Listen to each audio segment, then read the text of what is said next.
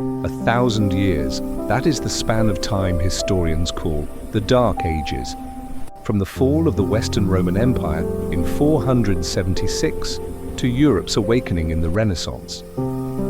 But if you turn back the pages of history, the first thing you sense is not darkness, but emptiness. A chilling void where the great shifts in society, culture, war, and science seem to have vanished entirely from the timeline. We are told this era was steeped in chaos, ignorance, and superstition, that no one created, no meaningful achievements emerged. But have you ever asked yourself, how could that possibly happen? For nearly a millennium, on a continent that once gave birth to brilliant minds like Aristotle, Archimedes, and Cicero.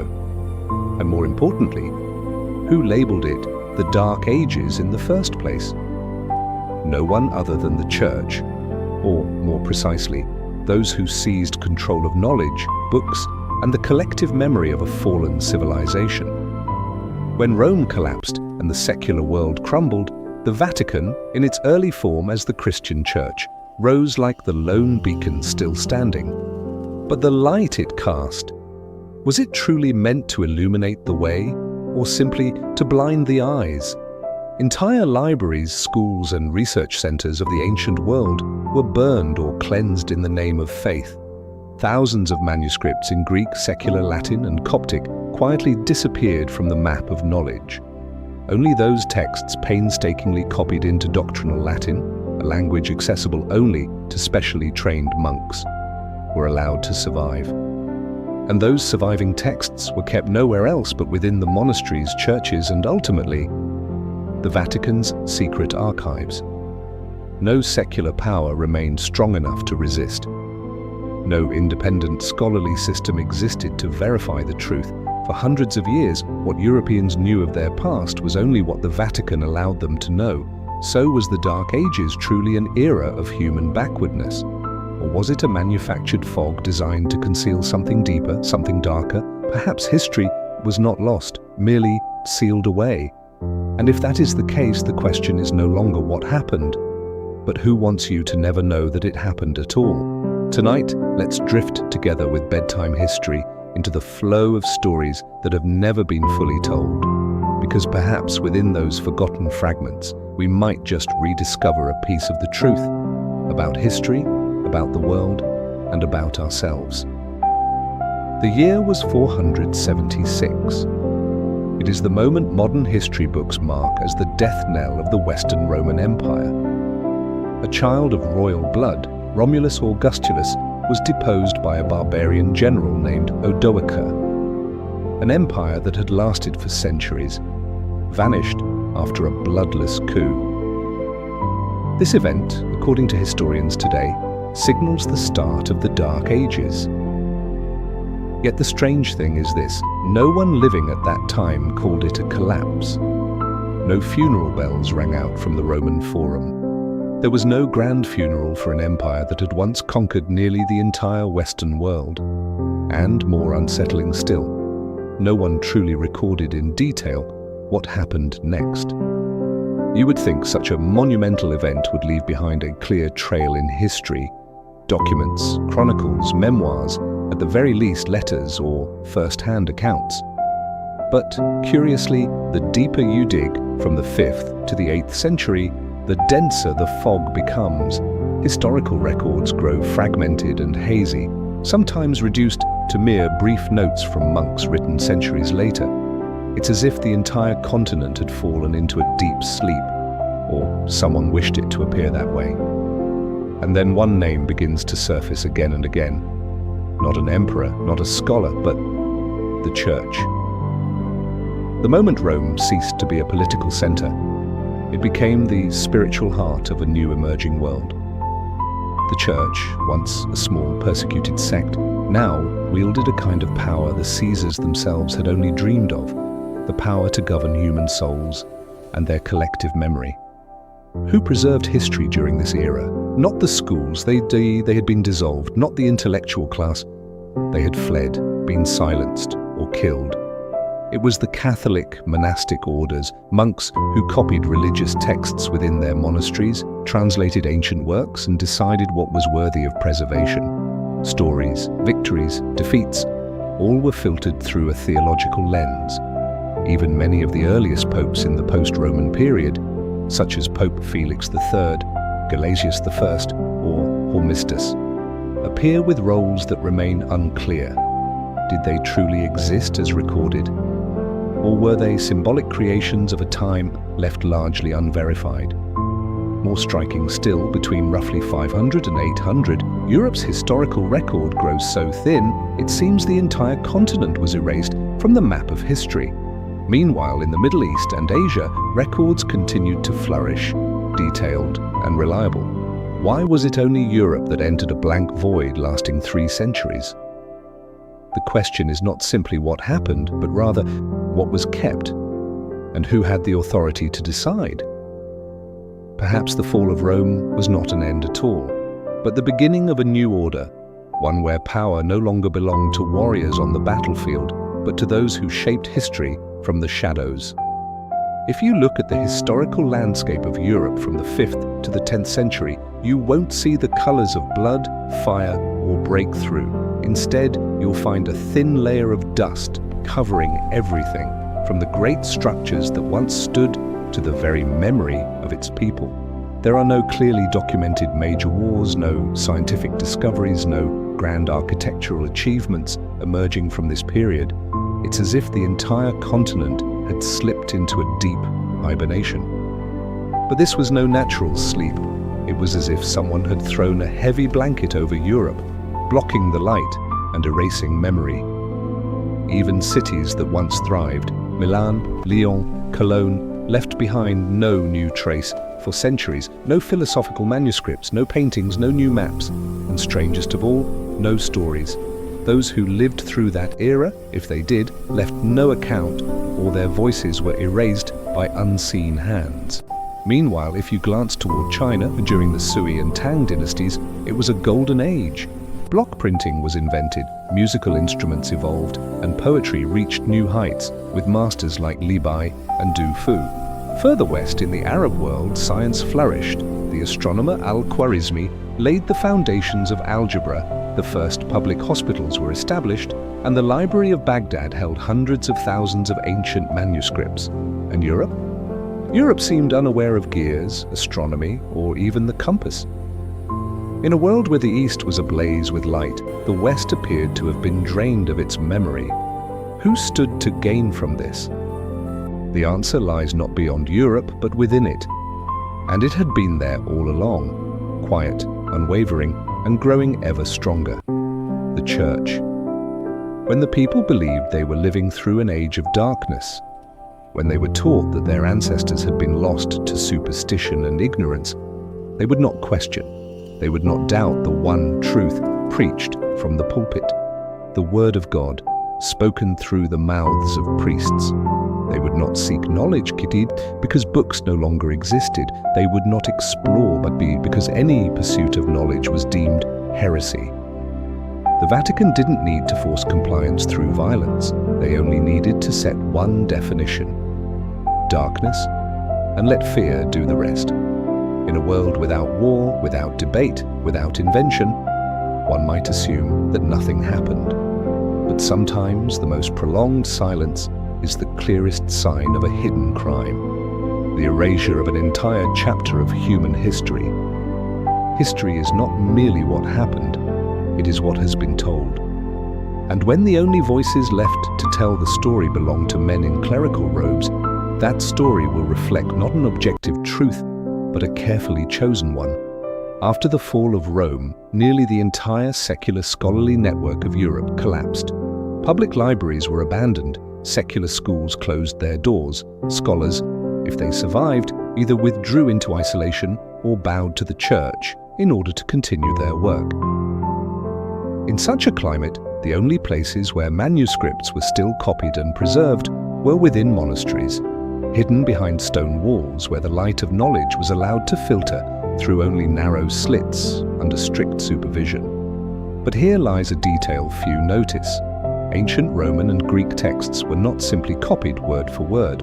They were rewritten in ecclesiastical Latin, a variant of the language shaped by theology, narrower in meaning, harder to understand, and accessible only to a specially trained clerical elite. While classical Latin had once served the realms of law, literature, and science, Church Latin became the key that locked away the treasure of human knowledge. And the consequences? The mathematical writings of Pythagoras, the political theories of Cicero, the natural philosophy of Aristotle, if deemed incompatible with church doctrine, were reinterpreted or simply left uncopied. Thousands of works labeled heretical, pagan, or unnecessary for the salvation of souls were burned, lost, or consigned to the dark vaults where no one could ever reach them again. Thus began a new era, one in which knowledge was no longer a light to enlighten mankind, but a tool to control it. If someone wished to learn history, they had to go through a priest. If they wanted to read an ancient text, they required permission and were taught to interpret it the right way. Independent verification vanished. Debate was forbidden. History became doctrine, and doctrine could not be challenged. It is often said, history is written by the victors. But in this case, the victors did not need to rewrite the story from scratch. They only needed to preserve what served their purpose and let the rest fade into oblivion. And so, within the shadows of stone monastery walls, a new version of history was crafted, not with blood and fire, but with ink and silence. Throughout history, there are silences so profound they make us wonder, did those periods truly exist? A bold theory, known as the phantom time hypothesis, sent shockwaves through the historical community in the late 20th century. It claims that roughly 300 years of the first millennium, from around 614 to 911, never actually happened. In other words, we may be living in a timeline that was artificially added. At first, the idea sounds absurd, but when you examine the scattered clues within European historical records, it begins to send a chill down your spine. Why are there so few reliable events recorded during that span? Why do historical texts from different regions contradict one another when dating the same events? Why do certain kings, battles, even entire dynasties appear to be mere copies of earlier history, only with different names? One striking example, Charlemagne, supposedly ruling in the early 9th century, shares uncanny similarities with Constantine the Great of the 4th century. From military campaigns, forms of governance, even down to administrative reforms, everything seems like a reprint of the past, yet no one dared to question it. And who had both the power and the motive to manipulate the very flow of time? Scholars often point to three names: Otto III, Holy Roman Emperor, the monk and historian Gerbert of Aurillac, later Pope Sylvester II, and of course, the Vatican. If extra years could be inserted into history, kings could ascend the throne at the divinely appointed moment. An empire could legitimize its rule in the eyes of God simply by adjusting the timeline. And if the Church wished to declare its authority as granted by prophecy, then the timeline itself became the perfect tool.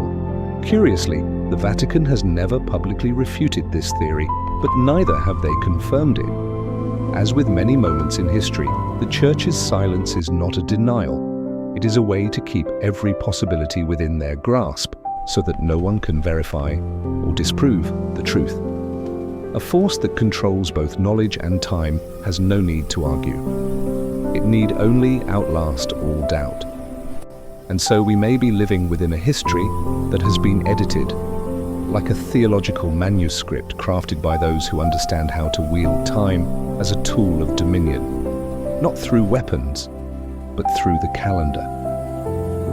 Perhaps the world we inhabit is not only fragmented, but staged, a theatre where the past is curated, the future is guided, and the present, a place where real memories and fabricated ones intertwine in silence. If you open the list of popes recorded by the Vatican from the 8th to the 10th century, you'll find a long succession of names, each titled Vicar of Christ on Earth. But here's the strange part. For many of them, there is no concrete evidence they ever truly existed. From Pope Sabinian and Stephen III to names like Valentine, Donus II, and even John XIV, most of the records about them exist solely in documents preserved by the Vatican itself, with no independent confirmation from sources outside the Church. There are no relics, no contemporary accounts, no significant actions recorded, only brief and vague biographical notes. Secular historians have begun to ask, did these popes truly exist? Or were they products of a historical reconstruction, filling in the blanks of a period that may have been erased, or perhaps never occurred, the way we've been led to believe? Rewriting the list of popes is not just an exercise in preserving the past, it is a powerful tool for shaping the legitimacy of present authority. If a pope in the 11th century wished to prove that his position was an unbroken line of succession from St. Peter, the first chosen by Christ, then the chain could not appear broken. Each papal reign had to serve as a sacred link in an unbroken chain. And if a few hundred years of history happened to be missing, all they needed to do was insert the necessary names. It didn't stop there. The Vatican also canonized many figures for whom no archaeological evidence or historical proof exists outside of legend. These saints are often described as having lived, suffered martyrdom, and spread the faith, precisely during the very periods now suspected of being empty, a coincidence too convenient to ignore.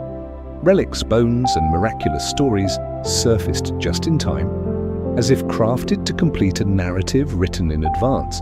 And in that grand narrative, the Vatican was not merely a witness, it was the director. What did this systematic creation achieve? It built a sanctified history, and that conveyed a sense of timeless endurance and divine authority for the Church, a power that could not be questioned, for it appeared to flow directly from God through an unbroken lineage. And so, no one dared to ask, if one pope never existed, how much more of history has been fabricated simply to preserve the illusion of uninterrupted power?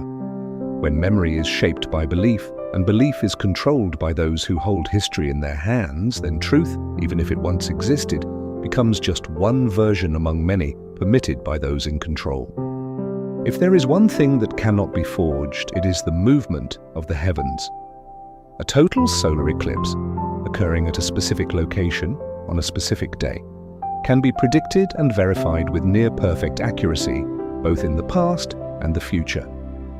It is a cosmic clock immune to politics or belief, and for that reason, astronomy has long been the most powerful tool for verifying historical timelines. But when modern researchers began comparing ancient eclipse records with the dates found in European history during the so-called Dark Ages, they uncovered troubling inconsistencies.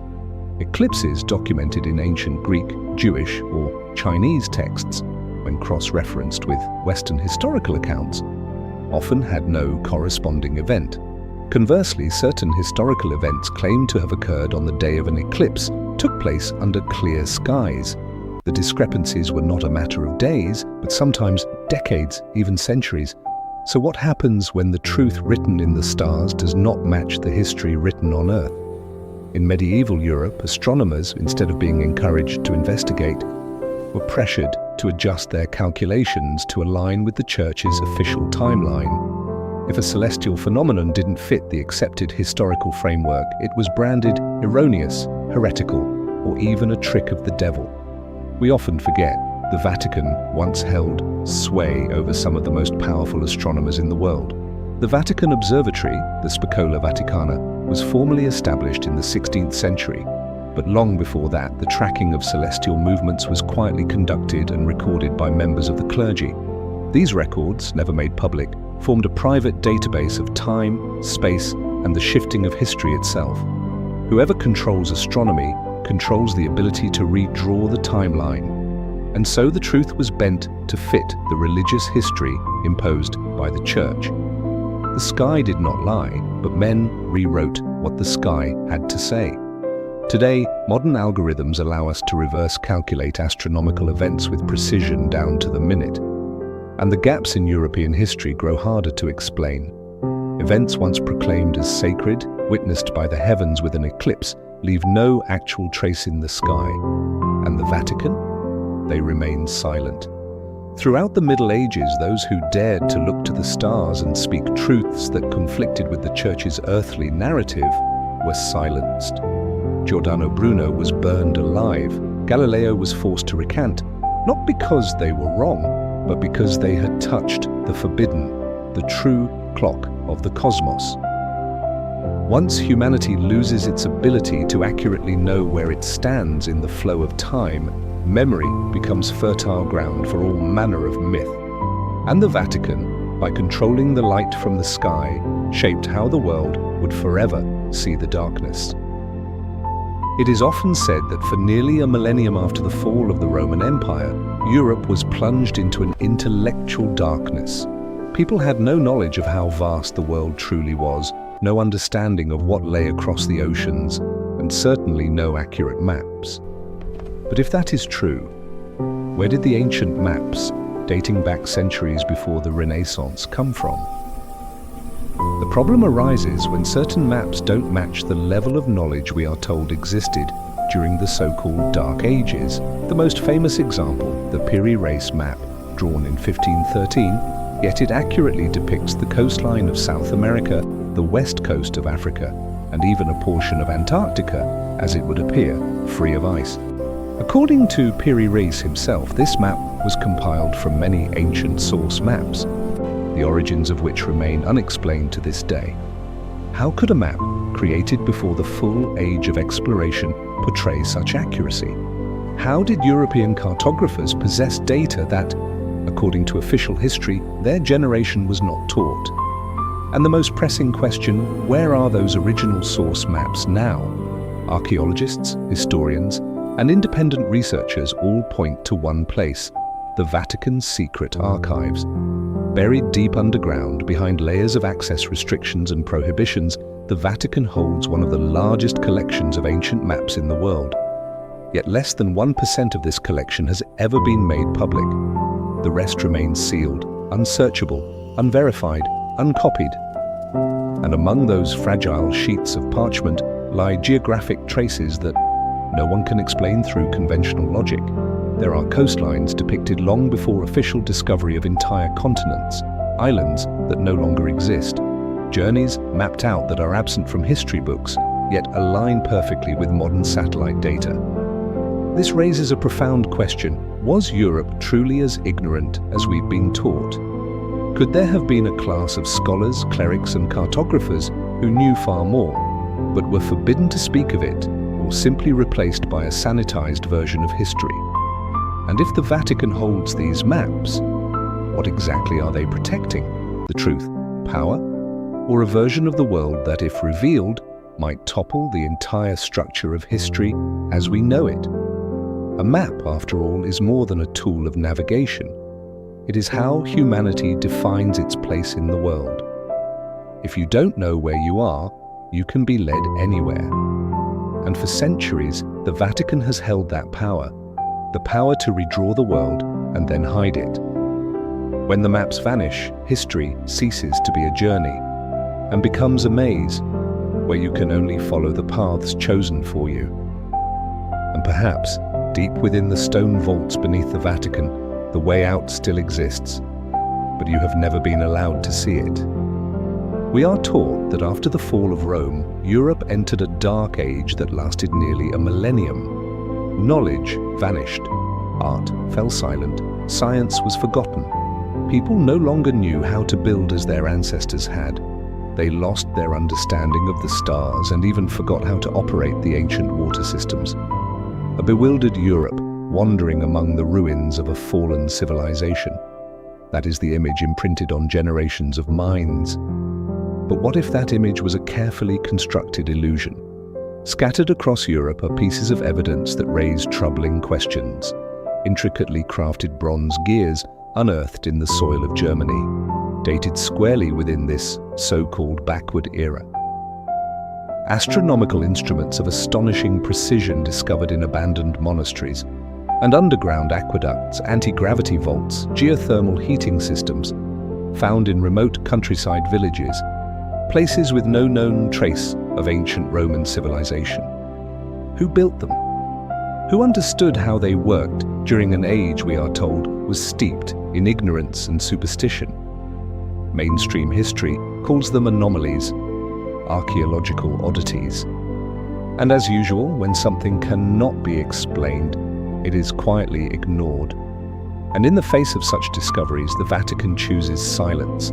Let us not forget. Most archaeological excavations across Europe, especially in regions once owned by the Church, must receive approval from local authorities and the quiet consent of the Vatican.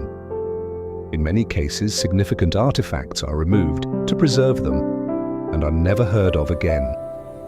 A few independent archaeologists have spoken out about this interference, but they are sidelined, stripped of funding, or barred from excavation sites. In academic circles, they are branded conspiracy theorists, even though their findings often threaten to shake the very foundations of accepted history. The bigger question is this: did Europe truly lose everything?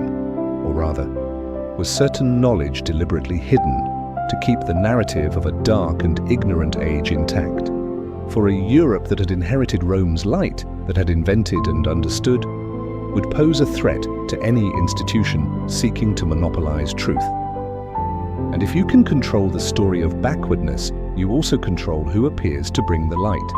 The Vatican, by maintaining its silence in the face of evidence that contradicts its narrative, does not need to lie, it only needs to uphold the story. And sometimes, silence is the most powerful form of control. Not all truths are buried. Some are preserved all but delayed, slowed down, their natural progress distorted. And it is in this delay that true power is born. When we look back at the progress of human civilization, a strange pattern emerges. From ancient Rome to the Renaissance, the pace of invention was almost frozen. A simple mechanism like the rotating shaft, something the Greeks had mastered, did not reappear until the 13th century. Principles of mechanics, astronomy, and medicine, once explored by Aristotle, Galen, and Archimedes, vanished, only to resurface centuries later, as if they were entirely new discoveries.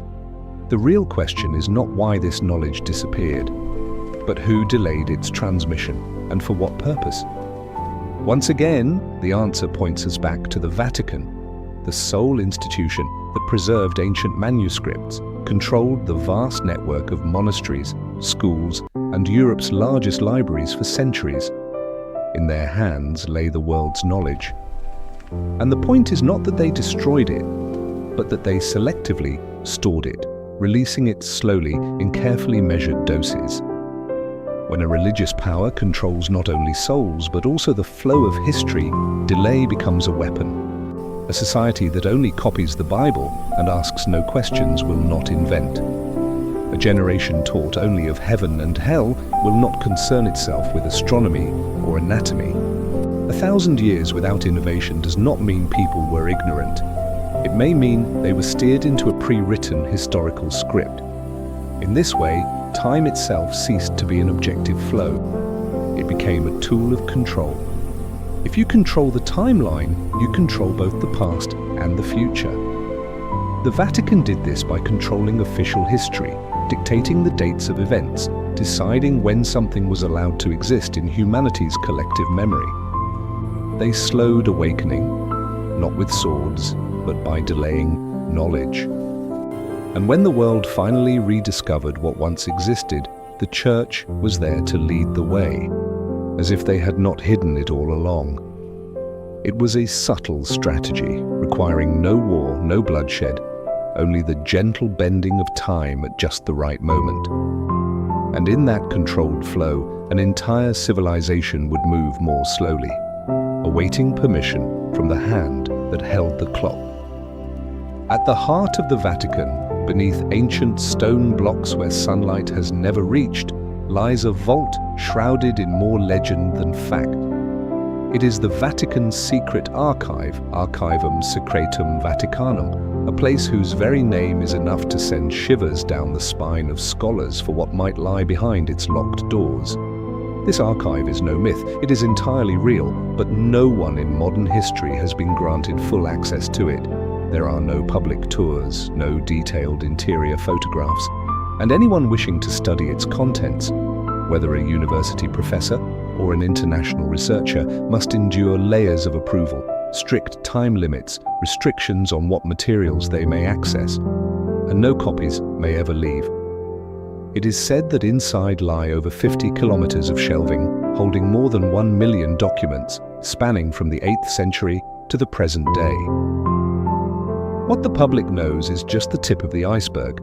The submerged part, the truly sensitive part, remains unseen.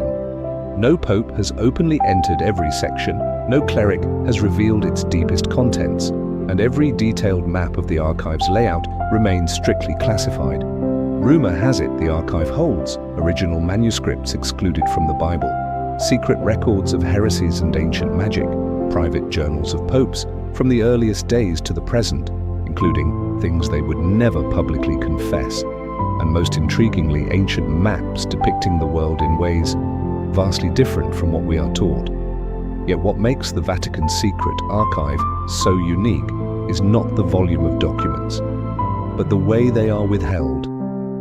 Centuries ago, the Vatican defined the word secretum not as secret in the modern sense, but as private. It was a clever linguistic shield. We are not hiding, we are simply keeping it private. But if what you are keeping private includes the truth about human history, is it still just an archive? No one knows exactly what is concealed within. But everyone knows this: if there is any place on earth capable of guarding the missing pieces of history, it is this one. Not because of its depth, but because of the absolute silence that surrounds it. And when a religious institution holds a library where even kings, professors, and scholars cannot freely enter, then perhaps true power does not rest upon a throne, but upon a shelf no one has yet been allowed to fully read. There are documents that were not lost, not damaged, not destroyed by war, but simply hidden, carefully, systematically, intentionally. Inside the Vatican's secret archive, according to scattered accounts from a few scholars granted limited access, there are ancient manuscripts that predate the Middle Ages, even the very birth of the Christian Church. They are not myths. They do not come from distant eastern lands. They are the products of a body of knowledge that once existed within Europe itself, before that light of knowledge was dimmed beneath the cloak of faith. Some of these manuscripts are said to be written in ancient languages not yet fully deciphered, perhaps a Proto-Latin or even heretical Greek. They contain astonishingly accurate astronomical records, anatomical diagrams of the human body, and philosophical reflections that far surpass the theocratic worldview the Church would later impose. Why are they hidden? Because they conflict with the constructed order. If there were proof that Europeans once possessed advanced knowledge even during the so-called Dark Ages, the entire narrative of Christ brought light back to a dark world would crumble. If wisdom existed outside of the Bible, the Church would lose its claim to sole authority over truth. An ancient manuscript detailing non-Euclidean geometry from the 4th century. Another describing planetary motion along elliptical orbits, concepts not publicly introduced until Kepler's time. Or a medical handbook from Gaul, written in a mix of Latin and Celtic, containing healing formulas modern medicine still cannot replicate. These things were not forgotten, and they were concealed. And the strange thing is this: whenever someone happens to uncover a fragment, a passage, a single page, someone always appears to retrieve it, invariably under the guise of cultural preservation or protecting the faithful from distortion. But truth does not need preservation in the shadows. It needs only to be free. Yet the Vatican, acting as both guardian and gatekeeper, has granted itself the power to decide what may be revealed, what must remain dangerous. And dangerous here does not mean false, but rather too true, too soon. Perhaps these manuscripts have not been lost at all. They may still lie preserved within stone walls, upon wooden shelves, in perfect conditions, but as long as they remain unread, unshared, unseen, they might as well not exist. And that is the most insidious form of destruction history has ever known. Knowledge preserved so that it can never spread. Perhaps no book in human history has been more tightly controlled across the millennia than the Bible. More than just a sacred text, it has served as the legal, political, and social foundation for a vast spiritual empire stretching from Europe to South America. Yet what few people realize is this: the Bible we read today is not the original, but the result of a long process of editing, selecting, excluding, and erasing. The Vatican has never denied this, but it has never explained why certain texts were excluded or what might happen if they were released to the public. Scholars refer to them as apocrypha, but the word apocryphal here does not mean false. It simply means these writings were not permitted to circulate, not to be read in church, and not included in the official canon of the Bible. Among them are powerful texts: the Gospel of Thomas, the Gospel of Mary Magdalene, the Gospel of Philip, the Book of Enoch, and the Gospel of Judas Iscariot. These writings present a very different image of Jesus, not as a distant supernatural figure, but as a spiritual teacher calling for inner awakening and urging people to seek the truth within themselves, rather than depending on any religious institution. If that were accepted, what then of the Church's unique role? What of its position as the intermediary between man and God? Some texts go even further. Speaking of human history before Adam, describing cycles of destruction and rebirth on earth, or referencing the existence of beings of light not part of the visible world. Such ideas stand in direct opposition to the creation doctrine the Vatican has upheld for thousands of years, and so rather than allowing these texts into academic discourse, they were stamped as heretical, not to be printed, not to be taught, not to be discussed. For centuries, simply possessing a copy of one of these texts could lead to execution, burning at the stake, or life imprisonment. Even more telling, many of these texts were later discovered in ancient monasteries, secretly copied by monks, as if they knew that one day the truth would need to be told. Today, although some of these works have been declassified and republished, the Vatican still refuses to recognize the doctrinal value of any of them. They remain silent. They invoke sacred tradition. Yet with each passing day, the question becomes more obvious. If these writings were truly worthless, why hide them so well? Perhaps what the Vatican fears most is not that people will believe the words, but that people will start asking questions. And in history, every true awakening has always begun with a question that seemed, at first, harmless. Not every war is fought on the battlefield. Some wars are far more silent, with no swords or shields, yet capable of setting entire civilizations back by centuries. These are the wars waged against ideas, where the enemy is knowledge itself. Throughout the Middle Ages, and especially during the so-called Dark Ages, anyone who dared to question official doctrine, explore forbidden subjects, or even be too curious, risked being branded a heretic. And for that crime, the punishment was never light. One of the most striking examples is Giordano Bruno, philosopher, cosmologist, Dominican friar. He was no rebel. He believed so deeply in the greatness of creation that he could not accept that the universe had only one center. He taught that there were countless worlds, countless suns, that God could not be confined to what was written in Scripture. For these ideas, the Vatican burned him alive in 1600, in Rome's Campo de' Fiori, amidst prayers and the cold silence of the ecclesiastical court. Bruno was just one of thousands. Monks who dared translate ancient manuscripts, researchers in ancient medicine, astronomers, historians, anyone who touched knowledge that had not been approved, all risked charges of heresy. They were tried in secret courts where no evidence was needed, only accusation. Sentences ranged from lifelong imprisonment to torture for repentance or burning at the stake to purify the soul. People often speak of the Inquisition as an era of religious terror, but few understand that it was the most sophisticated machine ever built to eliminate intellectual dissent. It punished not only individuals but ideas. Books were burned, manuscripts erased, truth itself was extinguished before it could spread. many works were sentenced to die with their authors. A book that took 20 years to write could be reduced to ashes in minutes. More terrifying still, the long silence that followed made future generations believe those works had never existed at all. In such an atmosphere, silence meant survival, questioning meant death. And over time, silence itself became a form of complicity, allowing an entire continent to drift into a slumber of knowledge that lasted for centuries. The Vatican, wielding power as both religious authority and political force, and as the keeper of knowledge, had no need to prove it was right. It only needed to maintain control, purge those who were too awake, and that was enough to keep truth buried in darkness. When we think of medieval monastic orders, we often imagine peaceful monks living in remote monasteries, reading scripture and copying the Bible.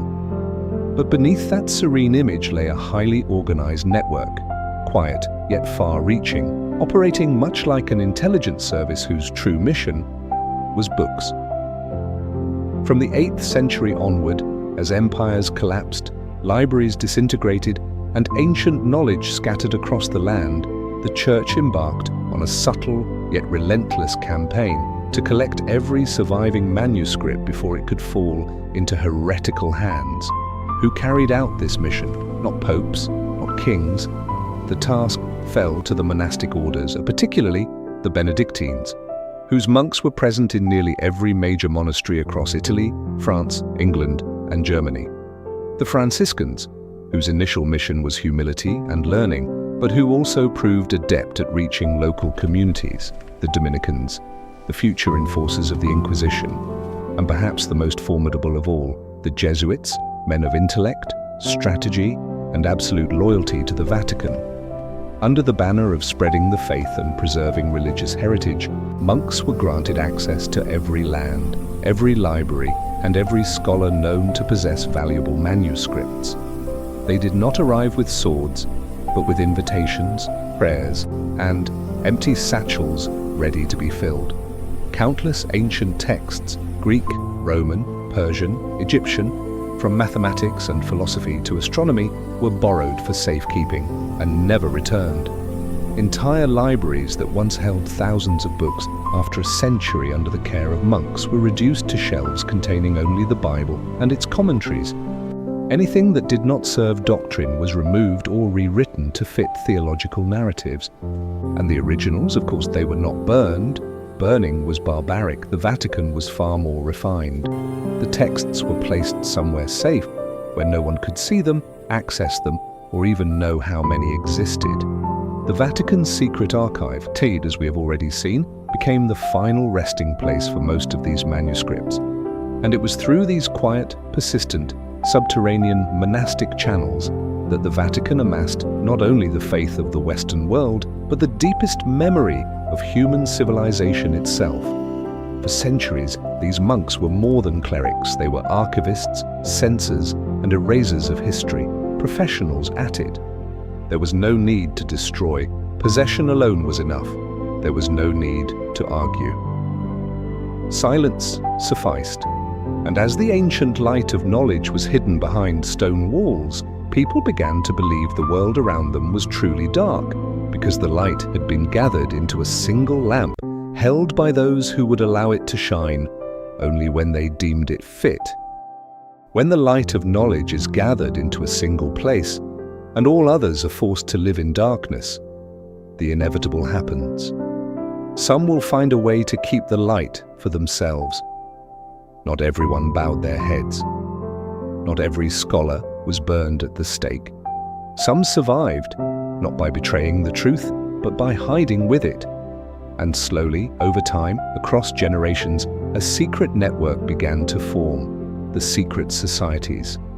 There is no official record pinpointing when these societies first emerged, but from the 11th to the 14th centuries, their traces began to appear. Strange symbols etched into churches, mysterious carvings in crypts, architectural works of remarkable sophistication that contained knowledge well beyond their era. Among them, the most prominent, Freemasons. Originally master builders, they evolved into a closed intellectual community, rich with codes, rituals, and an intricate hierarchy. They constructed Europe's greatest cathedrals, yet adorned them with symbols unrelated to Christianity: the sun, the moon, the eye, spirals, mathematical ratios. Rosicrucians, a mystical brotherhood rumored to possess ancient wisdom from Egypt and Babylon, passed down through generations in handwritten manuscripts and layered metaphors. Alchemists, branded by the church as sorcerers, but in truth chemists, philosophers, and astronomers seeking truths beyond the boundaries of sanctioned faith. These societies shared a common thread. They did not deny religion, but neither did they submit to it. They believed there existed a primordial stream of knowledge, deeper, older, and truer, which predated the religious institutions that later sought to redefine reality. And most crucially, they suspected that the Vatican had seized much of that knowledge and buried it behind stone walls. This is why many Masonic symbols can be read as underground maps, a way to pass on truth through imagery during times when spoken words could lead one to the stake. Geometric designs, symbols like the letter G, God, geometry, gnosis, or the compass and square, all encoded ancient wisdom understood only by those who were initiated. The secret societies did not openly confront the Vatican, but in the shadows they served as a counterbalance. They did not seek to overthrow religious authority, only to ensure that the flame of knowledge was not extinguished. And this raises a deeper question. If secret societies managed to preserve fragments of the truth for centuries, it means that the Vatican could not control everything. History, no matter how distorted, always leaves traces. And sometimes it is those who operate quietly on the fringes who hold the final key, the one that can unlock the door leading out of the dark ages. When the light of knowledge is gathered into a single place, and all others are forced to live in darkness, the inevitable happens. Some will find a way to keep the light for themselves. Not everyone bowed their heads. Not every scholar was burned at the stake. Some survived, not by betraying the truth, but by hiding with it. And slowly, over time, across generations, a secret network began to form: the secret societies. There is no official record pinpointing when these societies first emerged, but from the 11th to the 14th centuries, their traces began to appear. Strange symbols etched into churches, mysterious carvings in crypts, architectural works of remarkable sophistication that contained knowledge well beyond their era. Among them, the most prominent, Freemasons. Originally master builders, they evolved into a closed intellectual community, rich with codes, rituals, and an intricate hierarchy. They constructed Europe's greatest cathedrals, yet adorned them with symbols unrelated to Christianity: the sun, the moon, the eye, spirals, mathematical ratios. Rosicrucians, a mystical brotherhood rumored to possess ancient wisdom from Egypt and Babylon, passed down through generations in handwritten manuscripts and layered metaphors. Alchemists, branded by the church as sorcerers, but in truth chemists, philosophers, and astronomers seeking truths beyond the boundaries of sanctioned faith. These societies shared a common thread. They did not deny religion, but neither did they submit to it. They believed there existed a primordial stream of knowledge, deeper, older, and truer, which predated the religious institutions that later sought to redefine reality. And most crucially, they suspected that the Vatican had seized much of that knowledge and buried it behind stone walls. This is why many Masonic symbols can be read as underground maps, a way to pass on truth through imagery during times when spoken words could lead one to the stake. Geometric designs, symbols like the letter G, God, geometry, gnosis, or the compass and square, all encoded ancient wisdom understood only by those who were initiated. The secret societies did not openly confront the Vatican, but in the shadows they served as a counterbalance. They did not seek to overthrow religious authority, only to ensure that the flame of knowledge was not extinguished. And this raises a deeper question. If secret societies managed to preserve fragments of the truth for centuries, it means that the Vatican could not control everything. History, no matter how distorted, always leaves traces. And sometimes it is those who operate quietly on the fringes who hold the final key, the one that can unlock the door leading out of the Dark Ages. In every totalitarian regime, control over weapons or wealth is never the ultimate goal. The truest and most enduring form of power is the ability to shape how people think. And to control thought, you don't need to brainwash. You simply need to leave people with nothing to think about. When history falls into the hands of a select few, and knowledge is dispensed drop by drop from approved pulpits, the public mind gradually empties.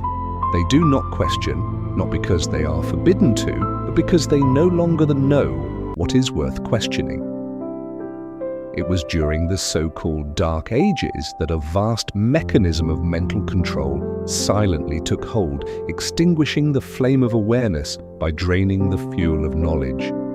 In the monasteries, monks copied the Bible endlessly, but not the works of Aristotle, Archimedes, or Ptolemy, unless they served doctrine. In the churches, the faithful were taught about sin, heaven, and hell, but never about social structure, true history, or the power of language. Generation after generation grew up with only one vision of the world, that they were sinners, and that only the church held the key to their salvation. And so ignorance became a kind of faith. Those who knew little were seen as devout. Those who asked questions were seen as dangerous. Knowledge ceased to be noble. It became a sign of arrogance, even heresy. It must be emphasized this was not natural ignorance. It was engineered ignorance, cultivated, maintained, and fiercely protected. In many regions, literacy was forbidden to the general population. For centuries, only the clergy were allowed to read. Even monks were denied full access to the Bible, taught only those portions deemed appropriate. The church did not need to oppress every nation. It only needed to keep the world shrouded in a fog of unknowing. And when you live your entire life in the fog, you will think it is light. This is why the journey to control the mind did not happen overnight. It was a process spanning centuries, subtle, non-violent, coercion-free. All it required was time, silence, and for no one to remember that there had ever been another time, another world, where asking questions was allowed. And the most frightening part is this: when ignorance becomes the norm, the one who knows too much is seen as the outcast. The world falls into a cycle, and when the Vatican holds the keys to both memory and the future, it needs say nothing at all.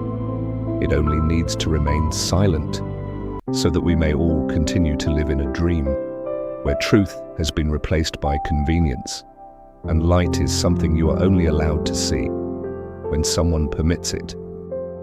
It is a bitter irony. While science is born from curiosity, from the desire to understand the universe, life, and ourselves, during the era known as the Dark Ages, that very curiosity became a sin that could not be forgiven. Not because science was wrong, but because it was right. When Galileo Galilei peered through his crude telescope and declared that the Earth revolved around the Sun, he was not merely making a scientific statement. He was shattering an entire worldview, one carefully constructed over centuries. Where mankind was taught it was the center of the universe, created by God and governed by divine will. A worldview the Vatican had sealed with faith, scripture, and authority. For that declaration, Galileo was put on trial, and he was forced to recant the truth before the Inquisition, not because it was false, but because it threatened the system of control. He survived Mortiiste, but spent the rest of his life under house arrest, not because he was a rebel, but because he dared to look to the sky and speak what he saw. But Galileo was not the first. Before him came Roger Bacon, the 13th century English scientist imprisoned by the Franciscans for pioneering ideas in optics and experimentation. There was Michael Servetus, burned alive for challenging certain doctrines and proposing the theory of blood circulation. And there were hundreds, perhaps thousands of other scholars, nameless, unrecorded, erased from collective memory simply because they dared to think differently. The issue was never the content of science. The issue was control of the truth. When the Vatican declared that all truth must pass through the gate of doctrine, any theory that did not fit was forbidden to exist, no matter how correct it might be. Medieval universities, many of them church-run, were not bastions of free thought. They were institutions where students were trained to think correctly, indoctrinated to obey dogma, not to seek truth. Ancient scientific texts were hidden away or permitted only for a select few approved scholars. Knowledge was boxed in. Anything beyond the box was heresy. Even more frightening was the collective fear that emerged. People stopped thinking, not out of ignorance, but out of fear that a single wrong thought could lead them to the flames. And so science became a stranger in the very lands that had once given it birth. It was not until centuries later, with the intellectual revolutions of the Renaissance and the Enlightenment, that humanity began to shake off the invisible chains that had forced it to bow before the darkness. But by then, how many years had been lost? How many inventions had been stifled? How many truths were killed before they could be born? And the most haunting question of all, how many truths still lie hidden in the vaults, where no light has yet been allowed to shine? Imagine an age where people knew how to build complex irrigation systems, design structures far ahead of their time, and calculate the movement of the stars with astonishing precision, and then all of it suddenly vanished from the timeline. Not because of war, not because of natural disaster, but because it didn't fit the story those in power wanted to tell. For nearly a millennium, from the fall of the Roman Empire to the dawn of the Renaissance, Europe is said to have fallen into a deep slumber, an era with no major inventions, no grand constructions, no meaningful scientific progress, a period of history that seems to have been placed on pause. Yet curiously, other civilizations did not sleep. During that same time, China invented the printing press, the compass, and gunpowder. The Islamic world performed surgical procedures, advanced optics, and translated the entire treasury of ancient Greek knowledge into Arabic. India made breakthroughs in mathematics, astronomy, and traditional medicine. Only Europe, under the Church's control, seemed to know nothing. In truth, it wasn't that Europe lacked creativity. It was that periods of creativity were deliberately erased from collective memory. Inventors, thinkers, architects, they may have existed, may have left their mark, but their work was never acknowledged, never passed on, or worse, replaced with tales of miracles. If a grand structure was built that exceeded the techniques of the era, no one sought the engineer. They sought a relic. They claimed a saint had touched the stone, and the cathedral rose overnight. Machines were called gifts from God. Unusual knowledge was attributed to divine revelation, and so miracles became the answer for everything that was not allowed to have an answer. That narrative was not harmless. It stripped away belief in human potential. It smothered the desire to question. And it left future generations too afraid to ask, if not a miracle, then what? Who truly created these works? What did they know? And why was it never taught again? In ancient maps, in documents hidden deep within the Vatican secret archive, many scholars believe there is evidence of these broken periods of creativity. Strange notations of unknown origin, blueprints beyond the capabilities of the time, notes no one dares to translate. But when miracle is used as the excuse, every question becomes an insult to faith. And so, brick by brick, knowledge was replaced by the fog of dogma. No one remembers the creators, but everyone remembers the miracle. And in that collective forgetting, power was reinforced. You don't need chains if children grow up in a prison they believe is a school. You don't need force if you can control collective memory, starting with textbooks. For centuries, education was not a tool for enlightenment. It was an extension of power, especially in medieval Europe, where the Vatican controlled the entire school system. From lesson content to teaching methods, from the first letter, a child learned to the concepts they were never allowed to encounter. A child born into that world would be taught that the earth was the center of the universe, that mankind was created in 6 days, that all knowledge lay within the Bible. And if anything contradicted those sacred words, the fault was not with the text, but with the child. From a very young age, children were taught to believe before they understood, to memorize before they questioned. Critical thinking wasn't merely discouraged, it was considered sinful, because in that system faith was supreme and obedience was the highest virtue. What children weren't taught was even more alarming than what they were. They weren't taught about other civilizations. They weren't taught about Greek science, Islamic medicine, or Chinese inventions. They weren't taught that humans could build their own future. Instead, they were taught all knowledge comes from God, and through one authorized intermediary, the church. This wasn't an oversight, it was a strategy. When a child is raised on a distorted version of history, they grow up not just lacking information, but lacking the ability to recognize that they are missing it. They would go to church, learn to read, and believe the world had always been this way. That knowledge was the privilege of those in robes, that truth came not from experiment, but from sacred sermons. Thus, an entire generation became faithful followers, not of religion itself, but of submission. The truth never needed to be completely hidden, it only needed to be replaced with more manageable versions. And ideally, injected into young minds before they were strong enough to defend themselves. This is why even today, certain parts of history remain blurred, simplified, or replaced with myth, not for lack of information, but out of an ancient fear that if too many people understand history correctly, they will start asking questions. And when a generation capable of asking questions emerges, power begins to crack. When people think of controlling history, they often picture manuscripts burned, scholars silenced, or secrets hidden in the Vatican secret archive. But there is a subtler way, quieter, yet more effective than any flame ever lit by the Inquisition.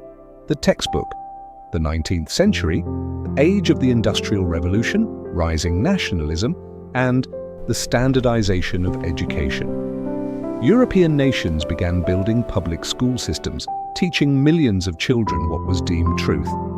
And in this process, history became a political tool. The concept of the Dark Ages was not commonly used during the Middle Ages themselves. In fact, it was reimagined by European scholars, historians, and religious reformers in the 19th century, serving a very clear purpose: to divide human history and glorify the present. By painting the 1,000 years after Rome's fall as a time of darkness, the intellectual elite of the 19th century could proclaim that their own age was the true age of enlightenment. To do that, they needed to turn the past into a collective nightmare, an era of superstition, ignorance, endless wars, and complete stagnation. Convenient, isn't it? If you want to celebrate the light, first create the darkest night imaginable before it. But why did the Vatican remain silent as the Middle Ages, a period they once dominated, was portrayed so negatively? Because they didn't need to respond. For centuries, through their control of knowledge, they had already left behind a fragmented historical legacy, one perfectly suited to being labeled the Dark Ages. And once that label was stamped onto textbooks taught in schools and repeated across generations, it became truth. The 19th century textbook did not merely record history, it established official memory. From Germany to England, from France to Italy, students were taught a neat, linear history. Greece to Rome, to Dark Ages, to Renaissance, to Enlightenment, to modern age. A tidy story, easy to teach, easy to remember, but it ignored so much. The forgotten achievements in mathematics, medicine, and architecture during the Middle Ages, the crucial role of the Islamic world and the East in preserving and advancing knowledge, and most of all, the deliberate obfuscation of the Vatican's role from controlling knowledge to purging dissent in shaping the so-called darkness. Thus, in the classrooms of the 19th century, millions of children grew up believing there had been a time when nothing progressed, when all was steeped in superstition. No one taught them to ask, why, and who told this story?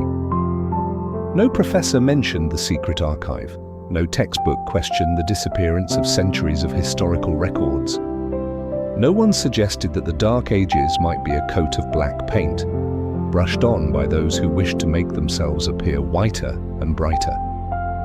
Have you ever noticed that in nearly every movie set in medieval Europe, the sky is always grey?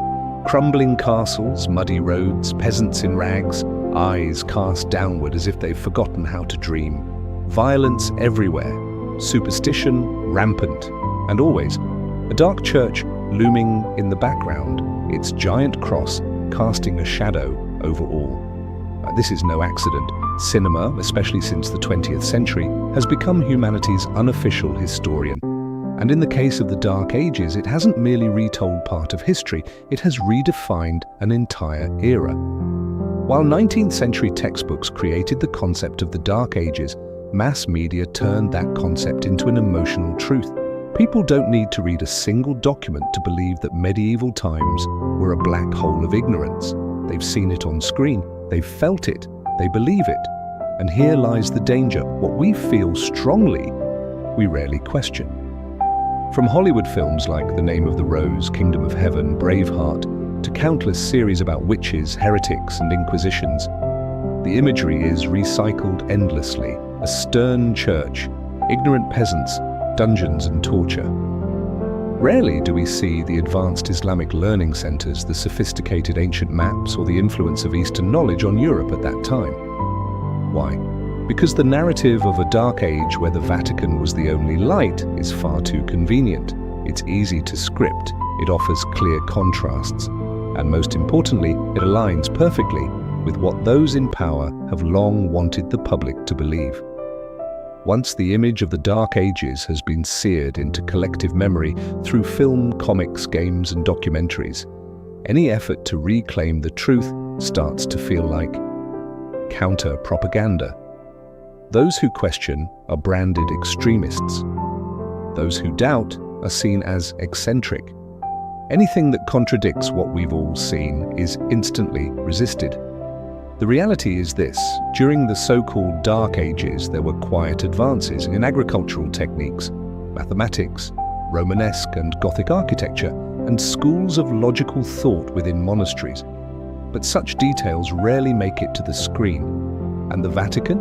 It remains there, sometimes criticized in dark portrayals, yet simultaneously maintained as the sole beacon of knowledge in a supposedly ignorant world. A strange, but useful, contradiction. So when a child grows up learning from standardized textbooks while consuming hundreds of hours of media built around the same narrative, at some point history stops being a question and becomes a completed picture, a picture painted by directors, screenwriters, and the sponsors behind the camera, not by those who actually lived through the era. And thus the truth does not die in the dark, it dies beneath the spotlight. When an institution claims to be the center of truth, the first thing the world is entitled to ask is this: let us see everything you know, but with the Vatican. That has never happened. For centuries, the Church has confiscated, censored, and banned thousands of texts, from ancient manuscripts and scientific records to historical documents and writings from older belief systems. Many of these works were placed on the Index Librorum Prohibitorum, the Index of Forbidden Books, an official list that existed from 1559 until 1966. Even though that list was eventually abolished, reality remains unchanged. The banned works were never re-released to the public. The question is, why? If those texts were truly in error, let modern scholars critique them. If they are harmless, why hide them? And if they simply contain differing, but not dangerous, perspectives, wouldn't an enlightened civilization welcome intellectual diversity? But the Vatican has chosen a different path.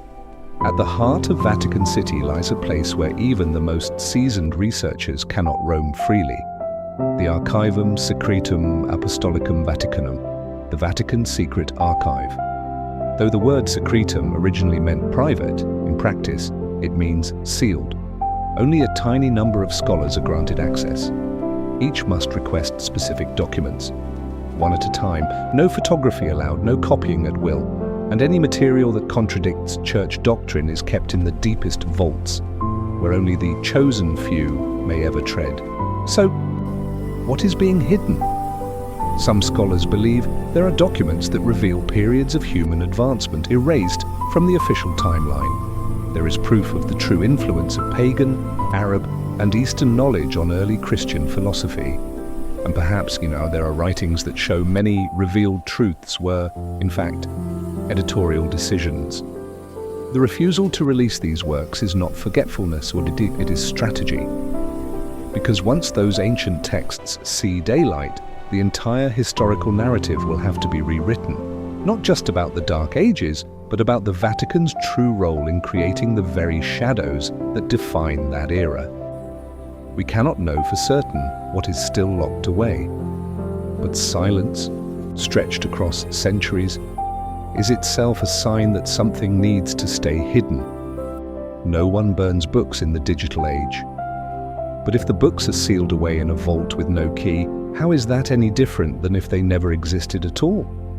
And in the absence of truth, the official story continues, taught in classrooms, shown in films, retold by tour guides at St. Peter's Basilica, where the light shines so brightly, no one stops to notice the darkness beneath. Modern history often tells us that humanity fell into darkness after the fall of Rome, and then, nearly a millennium later, awakened in the brilliant light of the Renaissance, an age where Leonardo da Vinci redrew the dream of flight, where Copernicus shifted the universe, where Michelangelo carved the essence of humanity in stone and genius. Sounds like a fairy tale, doesn't it? But if we take a step back and ask, where did the Renaissance truly begin? And why, after 1,000 years of silence, did human creativity suddenly erupt in such dazzling form? The popular answer is they rediscovered ancient Greek and Roman civilization. But something about that doesn't quite add up. First, why did this knowledge vanish for an entire millennium, only to be accidentally rediscovered? Second, how did certain individuals, in a society still socially underdeveloped, reach such astonishing depths of thought, technique, and artistry, almost otherworldly? And third, these ancient sources they found, where did they come from? Who safeguarded them for 1,000 years? And why did they surface precisely when they were needed? Once again, the path leads back to the Vatican. Many records suggest that Catholic monastic orders, particularly the Benedictines and later the Jesuits, had long collected, copied, and preserved countless ancient manuscripts throughout the Middle Ages, not to be published, but to be stored. Then, in the 15th and 16th centuries, at a moment when the Church faced a crisis of image and authority, parts of this knowledge were quietly released, branded as rediscovered, and history recorded the moment as the Renaissance. Thus, humanity did not step forward, it turned back into a room from which it had once been exiled. What had been locked away was now selectively reopened, and the narrative of history was artfully repainted. The great painters, astronomers, anatomists became icons of a new enlightenment. But how many of them had access to forbidden, church-held materials? How many had to collaborate closely with the clergy to avoid falling into the trap of heresy? The Renaissance was not an explosion born from the stones of the earth. It was more like a carefully staged performance, where discoveries were released in waves, ideas were kept within acceptable bounds, and light was allowed only where the path had been cleared. And if what the Renaissance delivered had in fact already existed, even flourished, during the so-called Dark Ages, then the entire historical timeline deserves to be re-examined. Perhaps we never truly lost knowledge. It was simply hidden by those in power, only to be returned at a time most convenient for their own shining moment. That light, brilliant but controlled, did not come from a new dawn. It came from a lamp lit within a darkness they themselves had created. Truth doesn't need to shout, it doesn't need to be repeated 1,000 times. In fact, It is often the things repeated too often, too perfectly, too by the book, that should raise suspicion. From our earliest years, we are taught that history flows naturally. Rome falls, the world enters a dark age, then humanity awakens through the Renaissance, the Enlightenment, and into the modern era. Each period is named, dated, and narrated by certified historians. Everything seems logical, clear, unquestionable. And that is precisely the problem, because real history is never that smooth. Real history is messy and full of contradictions, gaps, and fractured truths. Yet what we learn is strangely seamless, and if you dig deep enough, you'll find there are holes that defy explanation, facts that don't align, truths without evidence. This leads to one inevitable question: has someone rewritten history, not to deceive, but to direct it? And if so, who had the power to do so? Only one group in history has ever controlled all three: knowledge, spirituality, and time. Not kings, not philosophers, not scientists, but the Church. When the Vatican held the entire archive of ancient texts, when monasteries were the only places allowed to copy manuscripts, when ideas that contradicted doctrine were branded heresy, when time itself was recalibrated by the church calendar, when the past was retold from the pulpit, history ceased to be truth. It became a tool to shape belief, to control thought, and above all, to make us forget who we once were. Did you know there are stretches of history that scholars now question ever truly existed? Events that repeat, timelines that jump, figures seemingly cloned under different names. These are not conspiracy theories. They are serious academic hypotheses now back on the table. And if those hypotheses are true, if what we believe to be history is actually a version, edited, staged, spliced, and printed in millions of textbooks, then the question is no longer, are we being lied to? But what do we even remember of the original truth? And when collective memory is rewritten long enough, thoroughly enough, it becomes reality. A reality we are born into, grow up within, and ultimately die believing, never knowing it may not be what actually happened. In every civilization, those who ask questions are essential. They are the catalysts of progress, the needles that pierce the bubble of consensus, reminding us that no truth is immune to scrutiny. But there is a strange paradox. The more precisely they ask the right question, and the more likely they are pushed to the margins. In the field of historical research, there is a long list of scholars, linguists, archaeologists, astronomers, even clergy, who have put forth theories that shake the very foundations of the established timeline. And their outcomes tend to look eerily similar: dismissed, discredited, funding cut, and sometimes disappeared. Some are labeled eccentrics, conspiracy theorists. Some abruptly resign without explanation. Some vanish during archaeological expeditions. Some take their own lives just as they are about to reveal earth-shattering findings. What do they all have in common? They touched something the Vatican is not yet ready for the world to know. Remember, it is rarely the Vatican itself that acts directly. They don't need to. There is an entire system cultivated over centuries: academia, research foundations, publishing houses, media, ready to silence any voice that strays too far.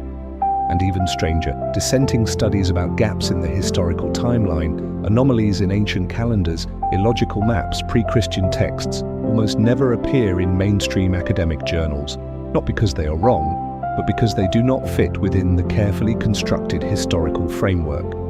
There are independent researchers who argue that the Dark Ages were merely a layer of darkness painted over a period of remarkable advancement. Some have shown that many historical figures were name-cloned to fill in fabricated stretches of time. Others claim that the Vatican influenced the entire dating system through the adoption of the Julian and later Gregorian calendars, tools that appear scientific but conceal political choices. They do not last long in the field. This is no coincidence. It is an unspoken rule within academia: if you touch the forbidden, you will have no place, even if you are right. And that fear spreads like an invisible disease. Those who remain, who know very well what happens to those who go too far, learn to stay silent, learn to bow their heads, learn to write within standards, until one day censorship is no longer needed, because no one dares to write otherwise. For over a millennium, the Vatican has stood tall at the heart of Europe, an untouchable symbol of power, a place where heads of state still kneel, a religious center whose influence transcends borders, regimes, and centuries. But the closer you approach that grandeur, the more you sense that something is being concealed, not behind darkness, but behind a light that is blindingly bright. On the surface, the Vatican presents itself as a spiritual leader, a beacon of compassion, a guardian of ancient moral values, yet at the same time, this very institution controls the world's largest archive, with millions of documents never released to the public, burned thousands of manuscripts and books deemed heretical, imposed the historical timeline through calendar reforms, crafted the image of the Dark Ages while controlling the only sanctioned source of light, remained silent in the face of archaeological, astronomical, and cultural evidence that contradicts established doctrine, and protects its religious power structure by controlling collective historical memory. This raises the question, is that the role of a spiritual leader or of a gatekeeper of knowledge? Perhaps the Vatican once had its reasons. Perhaps they believed humanity wasn't ready for the full truth. That social order required stability, not chaos born from conflicting narratives. That faith was more valuable than facts. But faith cannot survive without the freedom to choose, and knowledge cannot be preserved by hiding it, because if the Vatican truly holds the light, that light should not be locked away beneath cold stone vaults. If they are true guardians of truth, the truth should be shared, not censored. And if the truths the Vatican holds have the potential to reshape human history, then silence is no longer a virtue, it is a sin. No one denies the spiritual role the Vatican has played, but no one should deny this either. When an institution holds vast knowledge in secrecy, it ceases to merely guide. It becomes the gatekeeper, deciding who may enter the past. And when the past is locked away, the future becomes nothing more than a carefully edited version of what they want you to believe.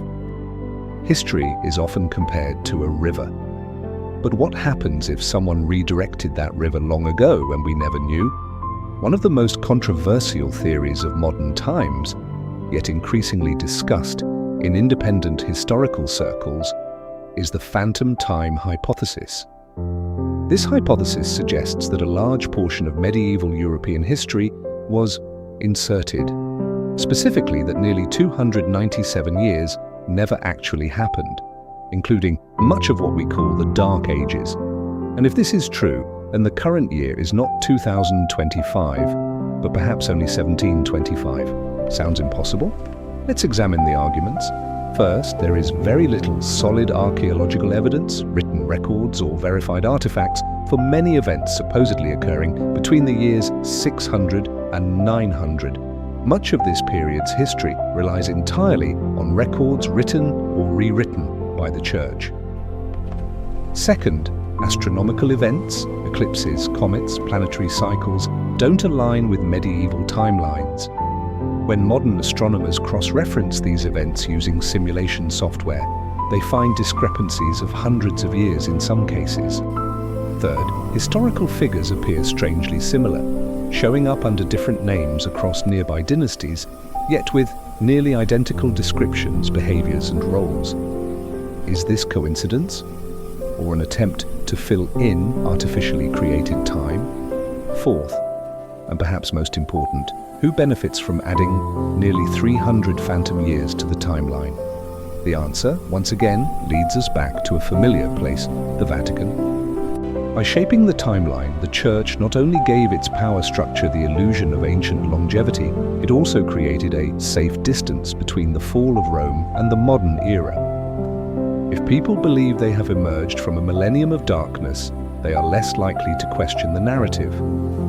Some ancient texts even used the Anno Mundi calendar, counting from the creation of the world, and the Byzantine calendar, both of which mark time differently than today's system. The later switch to the Gregorian calendar caused even more chaos in dating events. So who can be absolutely certain that our current year count is correct? If the full truth buried for centuries were revealed, the year 2025 might shrink by several hundred years, not in terms of technology or societal progress, but in the accuracy of our timeline. Now imagine, we live in a modern world with AI, space exploration, yet our very timeline may be flawed at its foundation. And if time is the framework that defines history, when time itself is wrong, then the entire human story must be rewritten. No one can say with certainty what the truth is. But as more questions rise, one thing becomes increasingly clear.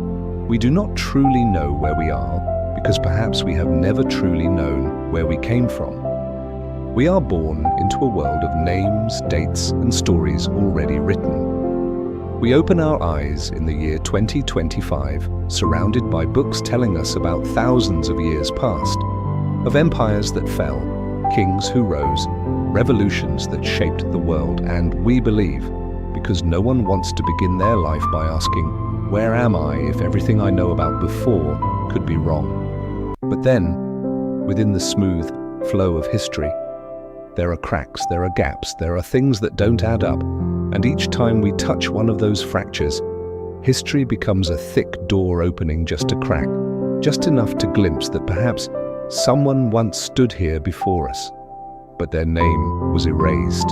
We speak of progress, but if the beginning of this journey has been rewritten, hidden, or worse, invented, then we no longer know how far we've really come. We no longer know if we're living on the true day of the story, or if we're simply rereading an old script thinking it's new.